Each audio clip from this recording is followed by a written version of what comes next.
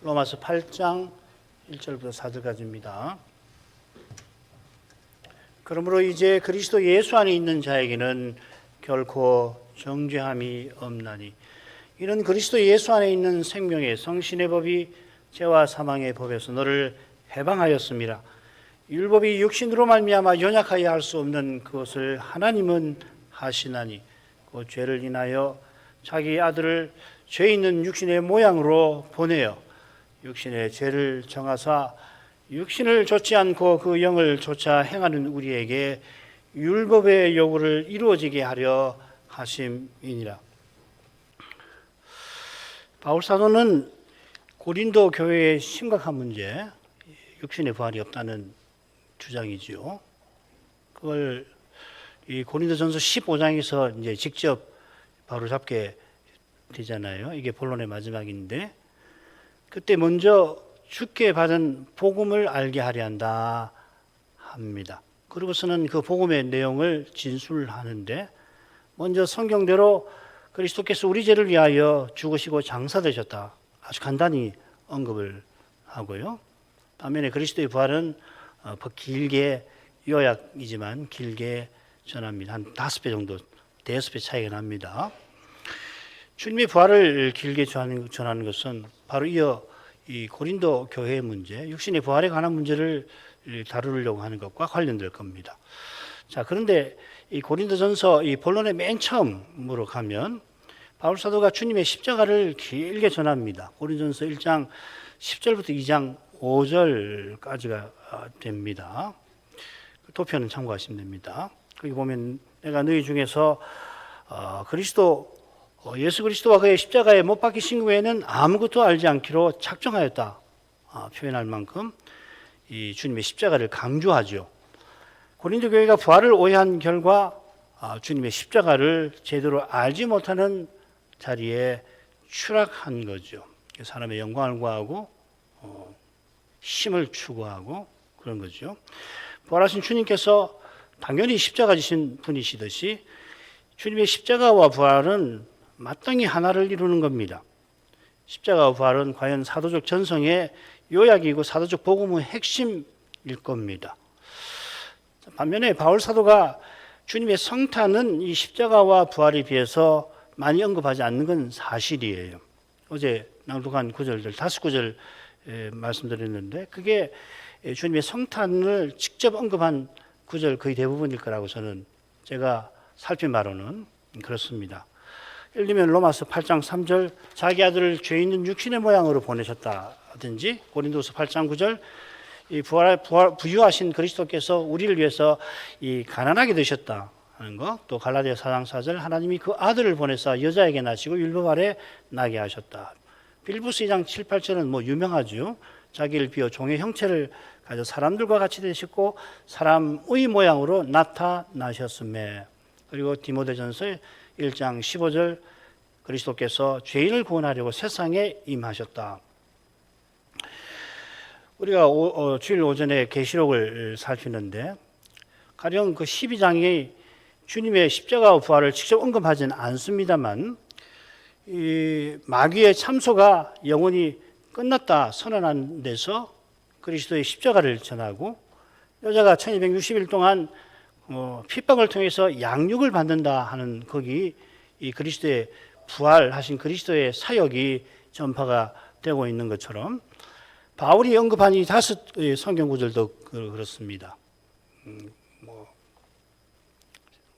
부연을 하지 않겠습니다. 읽어보시면은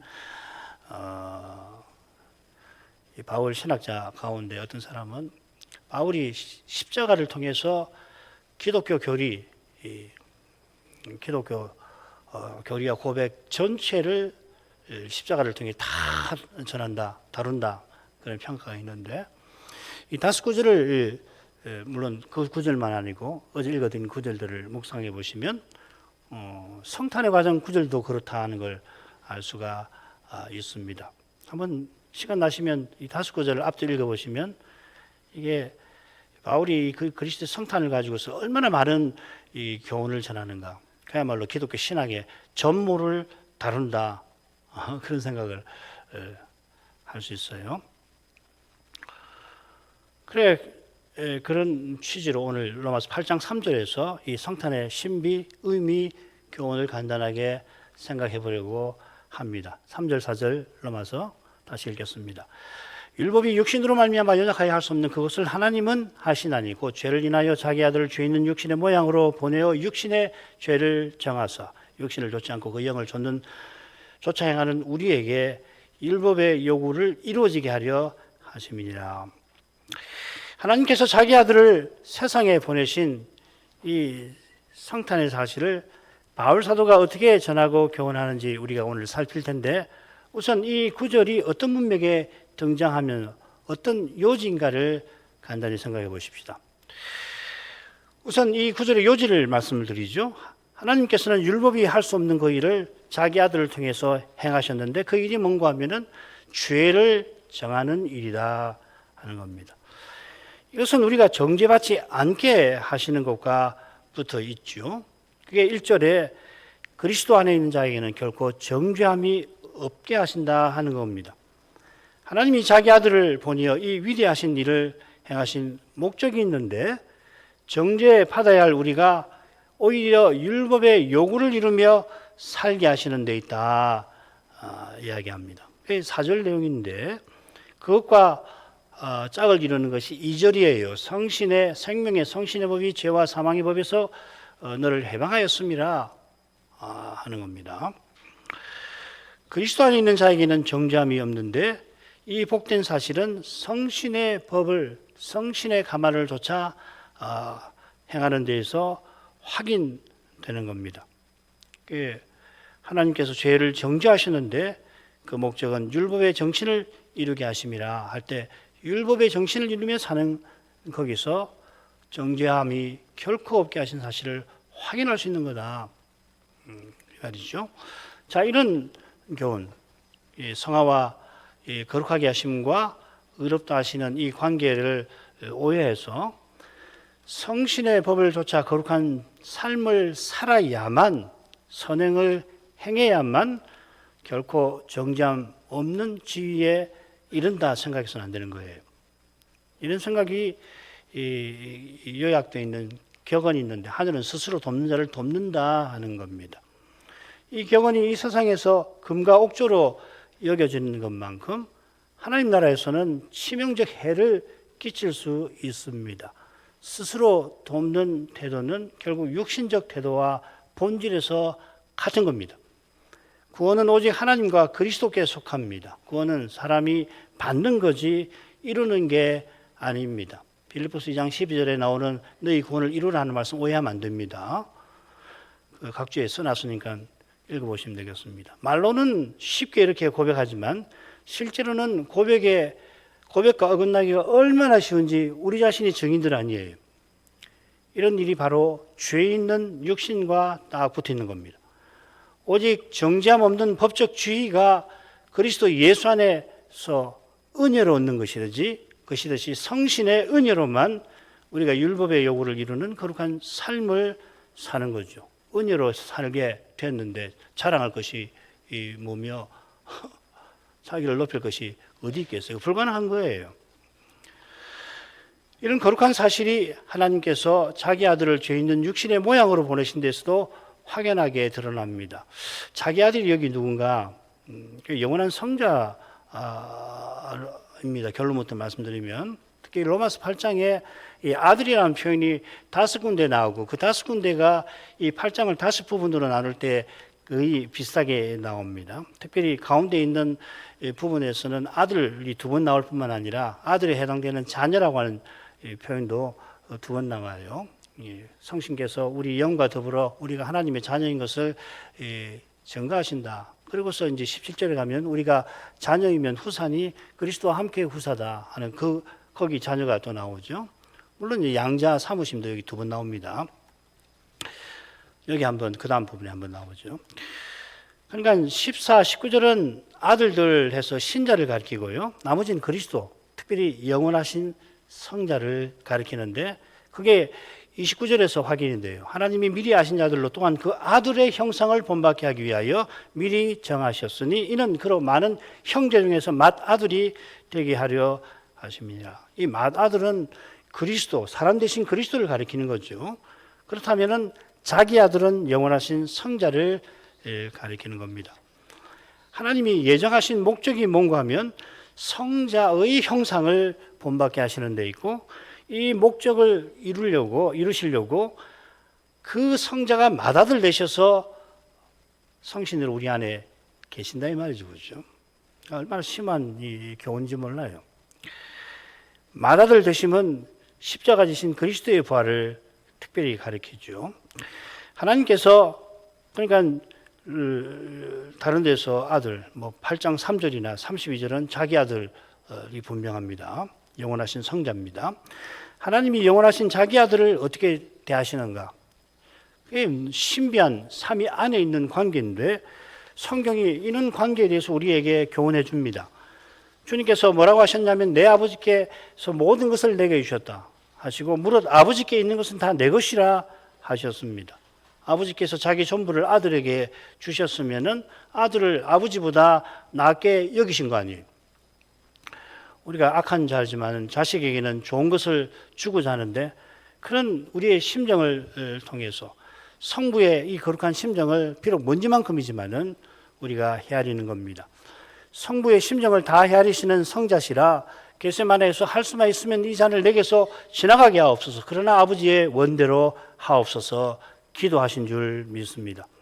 아버지의 사랑을 전부로 삼으시는 성자께서 성부께서 자기에게 모든 것을 주시니 성자도 자기 전부를 아버지께 드리시지 않습니까? 그 성자께서 아버지의 뜻을 기꺼이 받으셨습니다. 성자께서 아버지께서 자기 전부를 드리시는 것처럼 아버지께 자기 전부를 드리시는 것처럼 아버지도 성자에게 전부를 주십니다. 자기 전부보다 귀하신 아들인데 그 아들을 아버지께서는 아끼지 않고 우리 모두를 위해서 내어주셨다고 8장 32절이 경언하고 있습니다. 이건 충격입니다. 이런 말씀에서 충격을 받고 또 받아야 할 것입니다. 이는 우리가 원수 되었을 때 그 아들의 죽으심으로 말미암아 우리가 하나님으로 더불어 화목되었다는 말씀과 사실상 같으지요. 십자가에 달리실 때 사람 대신 그리스도가 죽으신 것입니다마는 바울은 그 아들께서 죽으셨다, 자기 아들을 아끼지 않고 내어주셨다고 표현합니다. 십자가에서 우리 주님의 신성에 정확하게 어떤 일이 일어났는지 아마 제가 신학에 다 알지는 못합니다만은 아마 아무 신학도 확언하지 못할 거예요. 확언할 수가 없어요. 이건 너무너무 신비한 일이라.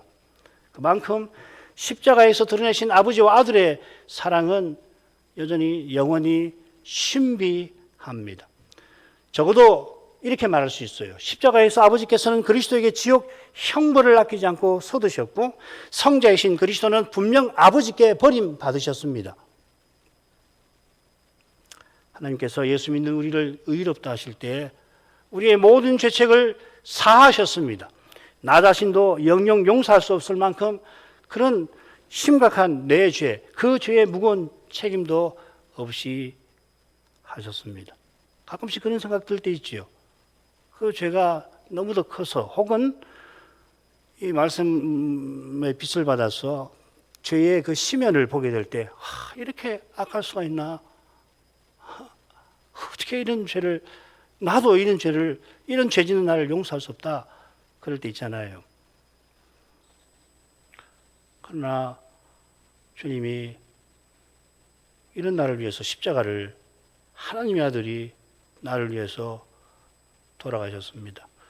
하나님께서 경건하다고 인정하신 그런 욥도 참수하던 마귀가 이제는 예수 믿는 이를 절대 송사도 못합니다. 그처럼 아무 피조물이라도 그리스도 예수 안에 있는 하나님의 사랑에서 우리를 끊어내지 못합니다. 이런 사랑이 자기 아들을 아끼지 아니하신 데서 우리를 향하여 드러났습니다. 이 동일한 사랑이 자기 아들을 죄 있는 육신의 모양으로 보내시는 데에서 성탄에 이미 드러났습니다. 죄 있는 육신이 뭡니까? 원문을 살리면 죄의 육신입니다. 로마서에 육신이라는 말이 26번 나오는데 그 절반이 로마서 8장에 나옵니다. 그것도 8장 처음 두 부분 1절부터 13절까지 거기 다 나와요.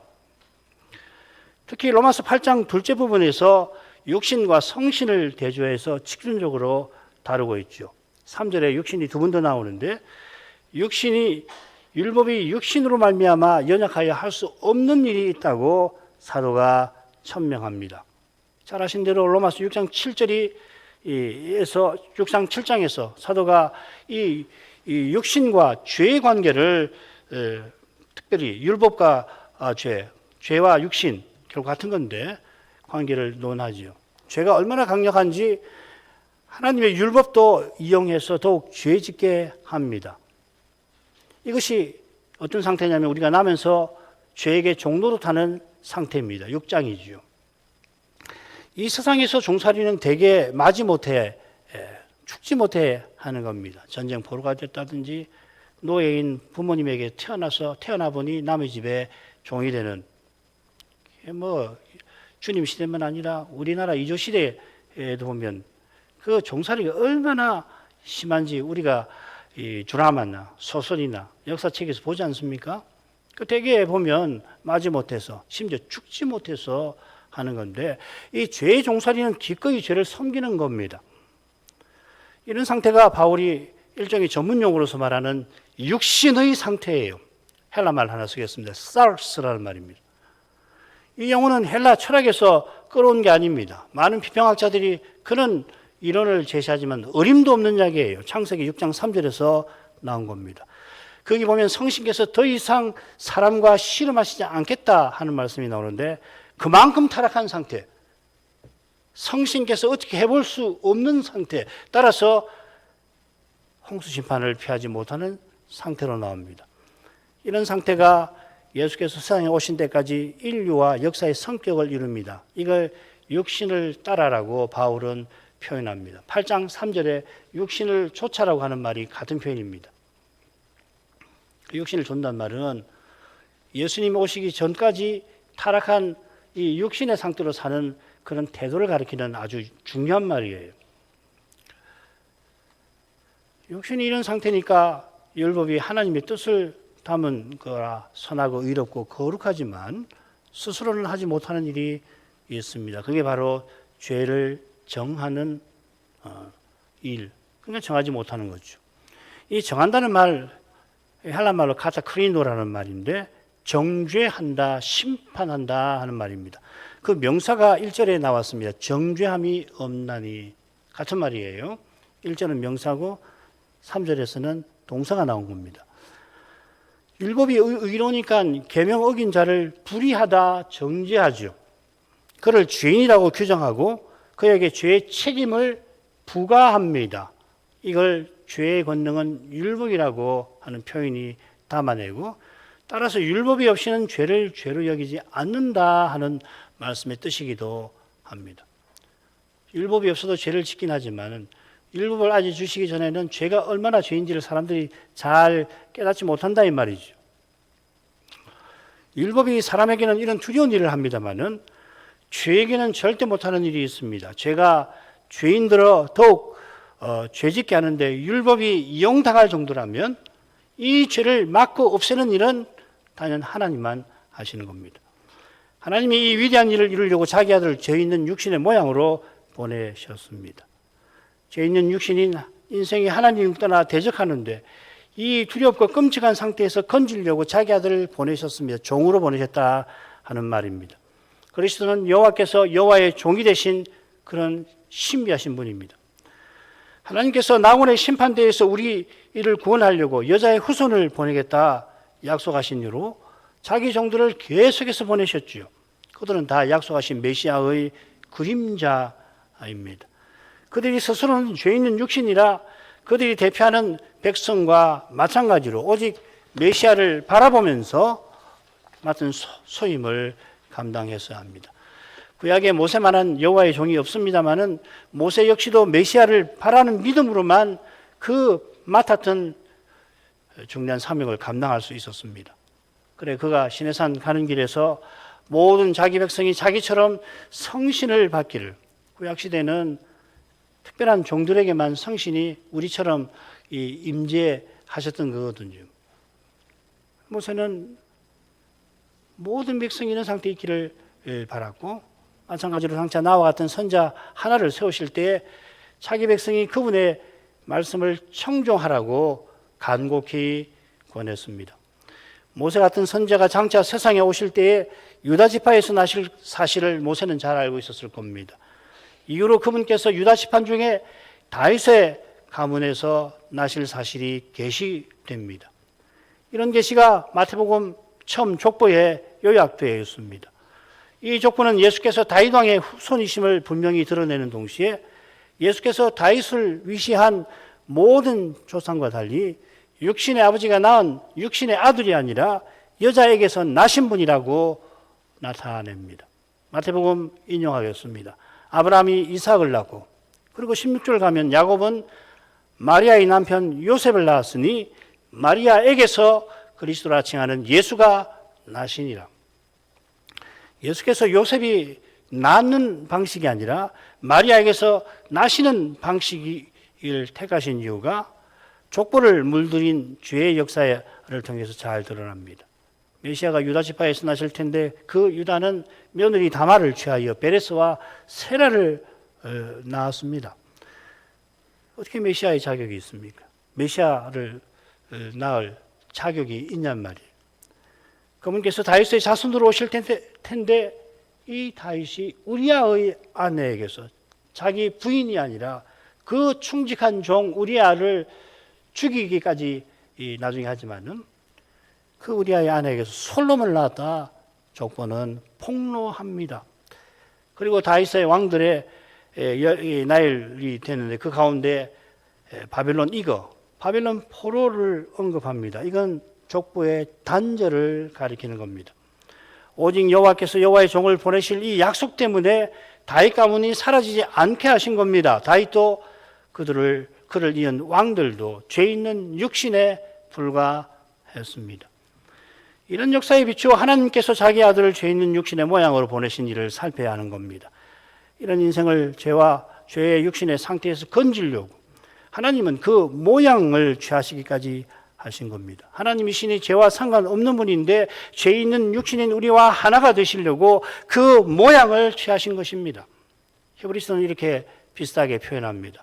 모든 일에 우리와 한결같이 시험 받은 자로 돼 죄는 없으시니라. 예수님이 죄가 없으신데도 그런데 우리와 모든 점에서 똑같이 시험 받아 주셨습니다. 여기 한결같이라고 새긴 표현에 이 육신의 죄 있는 육신의 모양과 비슷한 낱말이 나옵니다. 똑같은 낱말 아닌데 동적 낱말이죠. 주님께서 광야에서 3가지 시험을 받으셨을 때 우리가 죄 있는 육신이라 유혹 당하기 때문에 그런 우리를 위해서 우리 주님은 마귀에게 시험을 받으시는 모욕을 당하셨습니다. 우리가 미혹당할 때 우리의 심상을 한번 헤아려 보십시오.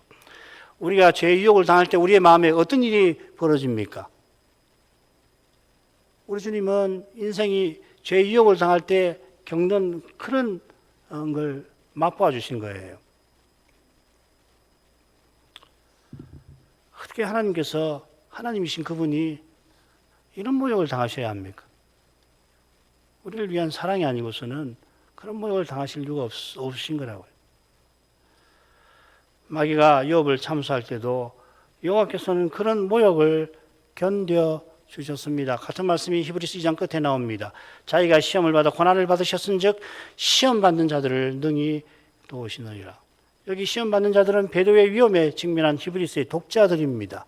선자는 그런 두려운 위험에 처한 그들을 우리 주님은 능히 도우신다고 본론 맨 처음에 결론으로 격려하면서 우리 주님께서 그런 시험을 받으셨다 언급합니다. 광야에서 마귀의 시험은 과연 배교의 시험이었죠. 그렇죠. 히브리서의 선자는 이런 격려를 위해서 먼저 우리 주님이 죄를 제외하고는 모든 점에서 우리와 하나 되신 것을 교훈하지 않습니까? 2장 11절부터 17절까지 말이에요. 우리가 생각할 수 있는 모든 점에서 죄는 제외하고 우리 주님께서 얼마나 우리와 하나 되셨나 생각할 수 있는 모든 방식으로 혈과 육을 취하시고 언약에서 그렇고 예배에서 그렇고 하나님을 섬기는 점에서도 그렇고 등등등 말이에요. 이런 교훈들이 죄 있는 육신의 모양이라는 표현에 담겨 있습니다. 무엇보다 주님께서 십자가를 지셨습니다. 고린도서 5장 21절을 읽습니다. 하나님이 죄를 알지도 못하신 자로 우리를 대신하여 죄를 삼으신 것은, 이것이 죄를 인하여 그 육신의 죄를 정하사 라는 표현이 가리키는 거죠. 이 죄를 인하여라는 말은 속죄죄로라고 하는 뜻입니다. 육신의 모양을 취하신 예수님만큼 우리에게 가까운 분이 없습니다. 그런 주님이시니 지금 우리와 함께 해주시잖아요. 바울은 이 관점에서 주님과 신자의 관계를 설명합니다. 그는 내게 사는 것이 그리스도라 고백하면서 지금 여기서 주님이 얼마나 우리와 함께 하신지를 교훈합니다. 이 고백은 이제 내 안에 그리스도가 사신다 하는 고백과 같은 겁니다. 그리스도께서 내 안에 사시는 것만큼 주님이 우리와 함께 해주시는 것이 지금 여기 있습니까? 성신을 그리스도의 영으로 부어주신 덕분에 지금 보좌 우편에 계신 그 그리스도께서 내 안에 계시는 성신으로 말미암아 내 안에 사십니다. 성신께서 영원히 내 안에 계시니 주님께서 영원히 함께 하실 겁니다. 그런 까닭에 이 생명이 끝나더라도 이 관계는 달라지지 않습니다. 아니, 이 복된 관계가 더 깊어집니다. 그래, 바울이 만일 하나님이 나에게 택하라 하시면은 당장이라도 이 세상 하직하고서라도 주와 함께 있고자 하였던 겁니다. 주님과 함께하는 이 관계가 죽음 너머로 이어질 뿐 아니라 차라리 죽는 것이 유익하다고 할 만큼 죽음 이후에 그 관계는 깊어집니다. 그 이유가 우리가 죽을 때 우리 영혼이 완전히 거룩한 상태에 들어가는 것과 붙어 있겠죠. 지금 여기서는 주님이 틀림없이 성신으로 내 안에 사시는데도 내가 육신으로 행할 때에 주님이 사시는 이 신비가 마치 사라진 것처럼 되지 않습니까? 예수를 믿는데, 틀림없이 믿는데 육신으로 행하면은 주님이 사시는 게 어디 있냔 말이에요. 육신으로 행하는 건 이렇게 나쁜 거예요. 육신을 행하시면은 주님이 십자가를 지시고 죄 있는 육신의 모양으로 오셔서 십자가 지기까지 우리와 영원히 함께 하시는 이것을 없애버리는 거란 말이에요. 없애버리려고 하는 것과 같은 거란 말이죠. 우리가 이런 연약한 존재입니다.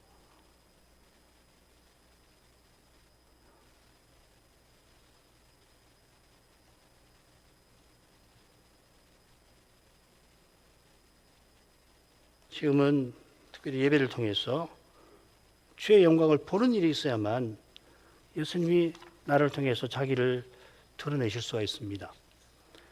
주께서 말씀하시는 것을 듣고서, 주님이 말씀하시는 것을 듣고서, 목사의 말을 듣는 것이 아니라, 누구의 말을 듣는 것이 아니라 주님이 나에게 말씀하시는 것을 듣고서 주님을 믿어야 하는 겁니다.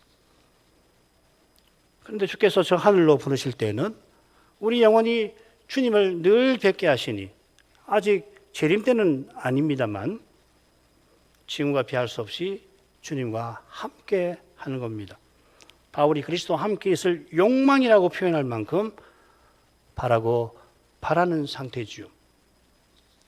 우리가 이걸 위해서 사는 거예요, 실은. 그러나 이 상태가 최종 상태는 아닙니다. 장차 주님이 다시 오실 때는 영원히 우리를 주님과 함께 하게 하실 것입니다. 세상 떠나서 주와 함께 하는 것이 얼마나 좋은지도 잘 모르는 우리가 장차 항상 주님과 함께 있는 이것이 어떤 상태인지 그때 경험하면서도 신비하다 고백하겠죠. 그 상태가 어떤지 요한은 우리가 주와 같아지는 거라고 요한일서 3장 2절에 교훈하였고, 바울은 우리가 주와 같이 신령한 몸을 입는 거라고 교훈합니다. 주님께서 죄 있는 육신인 우리를 건지려고 육신의 모양을 취하셨는데, 이는 또한 우리가 주님의 형상을 본받게 하심입니다. 바울은 이것을 예정의 목적이라고도 로마서 8장 29절에서 밝혔죠. 그 아들의 형상을 본받게 하려고.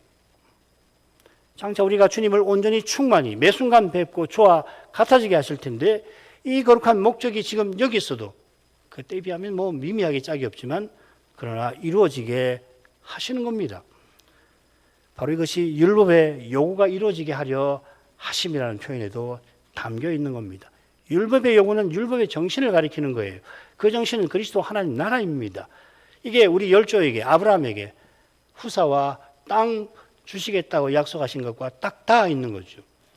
그리스도와 하나님 나라에 관해서 바울은 실로 심오하게도 그리스도께서 만물 안에서 전부 안에서 전부를 가득 채우심이라고도 표현하고 새 사람 안에서는 그리스도께서 전부 안에서 전부 되신다고도 표현합니다.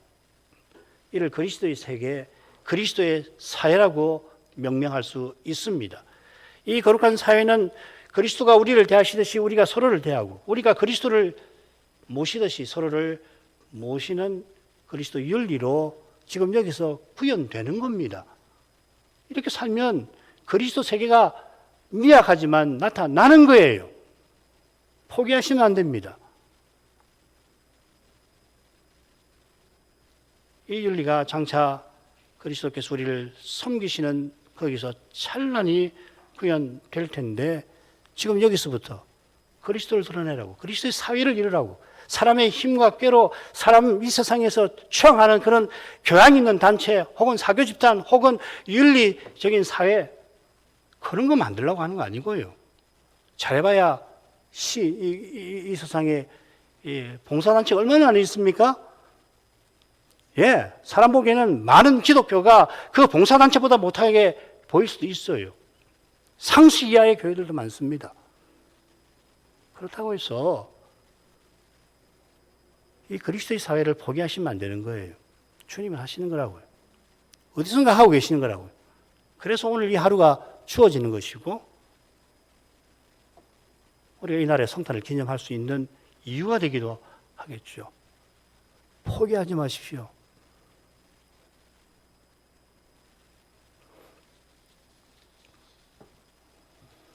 지금 여기서 그리스도 사회를 이루는 것이 얼마나 힘든지 가령 로마서 14장 이후에서 14장부터 15장 6절까지 같은데 믿음이 강한 자와 약한 자의 문제를 바울이 다루는 데서 보면 짐작이 돼요.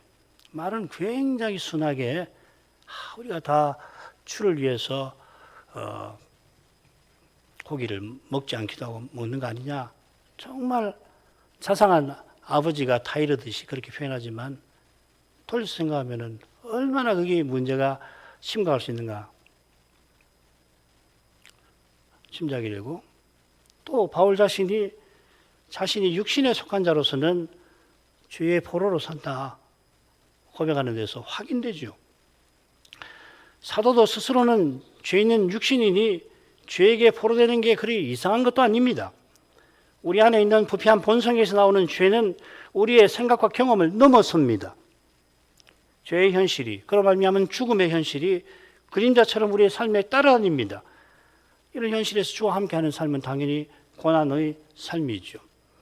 주님께서 주의 육신의 모양으로 오신 목적이 성신을 좇는 우리에게 율법의 요구가 이루어지게 하려 함이라 교훈하고서 이게 8장 맨 처음인데 그리고 한가운데 부분에 가보면은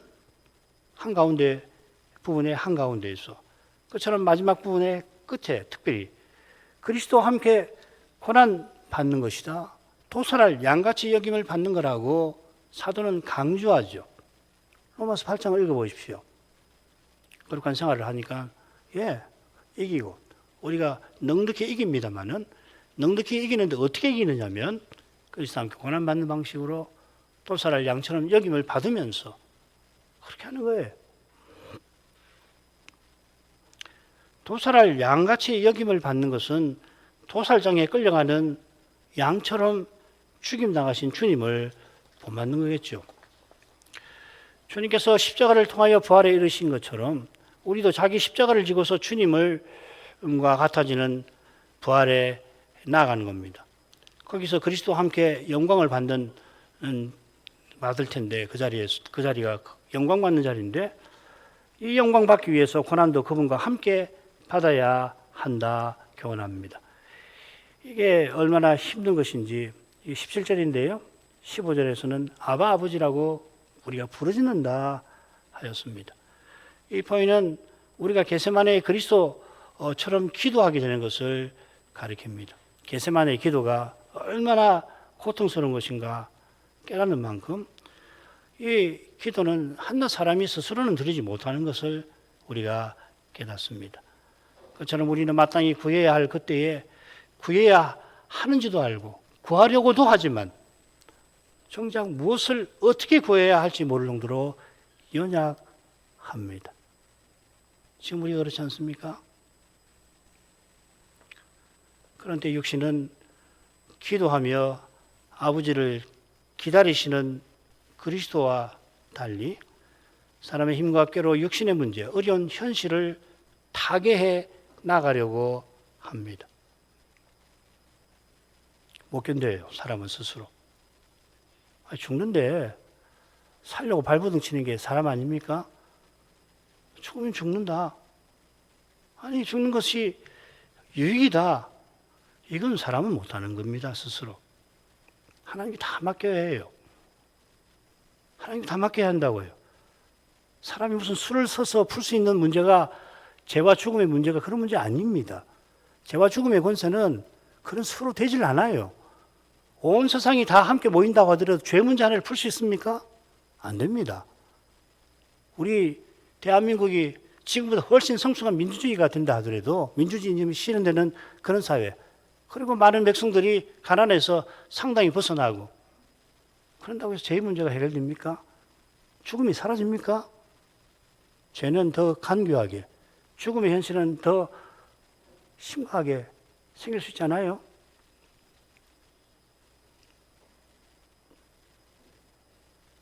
우리가 얼마나 연약한지를 철저히 깨달아야 구원은 오직 하나님께 있음을 알게 되고 그러면 그리스도를 잠잠히 바라보게 되는 거예요. 기도하며 기다리시는 그리스도를 본받아야 합니다. 이게 히브리서의 교훈이에요. 성신께서 말할 수 없는 탄식으로 우리 안에서 간구하실 때에 틀림없이 우리가 이처럼 그리스도를 본받도록 간구하실 것 같습니다. 제발 사람으로 행하지 않도록.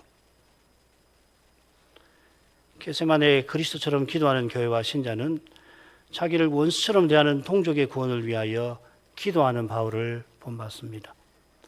로마서 10장 1절에 그 기도가 나옵니다. 형제들아 내 마음에 원하는 바와 하나님께 구하는 바는 이스라엘을 위함이니 곧 저희로 구원을 얻게 함이라. 이스라엘을 질투나게 하셔서 구원하신다 하는 표현이 나오죠. 이스라엘이 질투해가지고 지금 바울이 이 로마서 쓸 때 무슨 짓을 합니까? 바울을 죽이려고 현알입니다. 사도행전 나오죠. 그런데 사도는 기도할 때에 자신이 저주를 받아 그리스도에게서 끊어질지라도 이런 소원을 아뢰입니다. 원수같이 대하는 그 동족이 하나님의 언약 백성이므로 그들이 구원 얻는 길을 하나님 가르쳐 주십시오. 제가 그 동족의 옛 언약 백성의 구원을 위해서 제가 저주를 받는다 할지라도 그걸 택하고자 합니다. 그 말이죠. 주님께서 자기 같은 죄인의 괴수를 위해서 십자가 지신 그 사랑이 사랑을 이런 경계에 이르게 한 줄로 믿습니다. 지금 여기서는 아무나 이런 경계에 이르지 못하겠습니다만은 장차 새하늘 새 땅에서는 누구나 이 그리스도의 사랑을 온전히 드러내게 하시겠죠. 소망이 있습니다. 됩니다. 하실 겁니다. 바로 이 복된 소망을 어떻게 이루어하시느냐? 환난이 소망을 이룬다. 그리스도와 함께 고난받는 것이 그리스도와 함께 이 위대한 영광을 받는데 이르게 한다. 잠시 받는 환난에 경한 것이 지극히 크고 영원한 영광의 무거운 것을 이루어낸다. 이게 바울이 우리에게 교훈하는 복음의 실질 중 핵심입니다. 그러니 이 과정에 아버지 부르짖는 일이 없지 못할 것입니다. 부르짖는 거 괴롭습니다. 시험의 기도 너무나 고통스럽습니다. 그러나 바로 그 기도하는 사람의 삶에서 죄 있는 육신의 모양을 취하신 그리스도의 영광이 드러날 것입니다.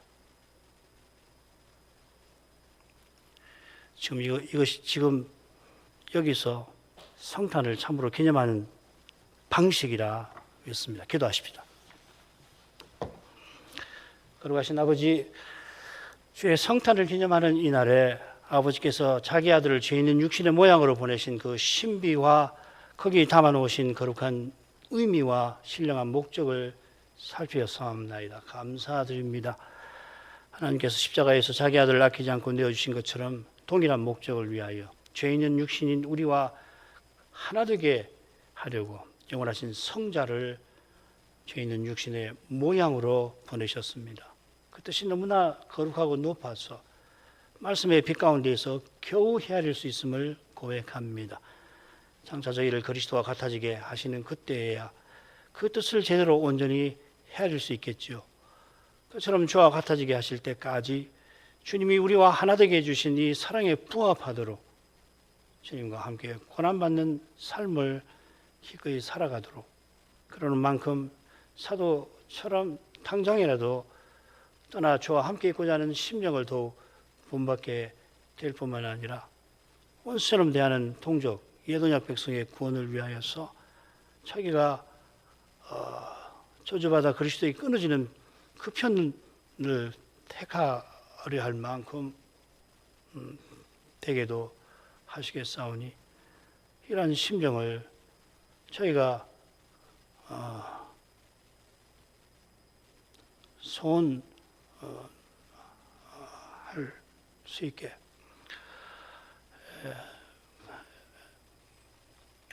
이 심정이야말로 이 시대를 살아갈 수 있는, 우리의 현실을 견딜 수 있는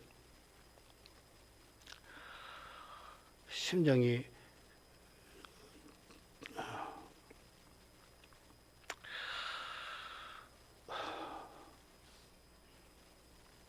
된다고 알리시오니 주의 각별한 은혜를 저에게 내려주셔서 이런 심정으로 이 시대를 살고 언제 일이 닥칠지 모르는 저 두려운 시대도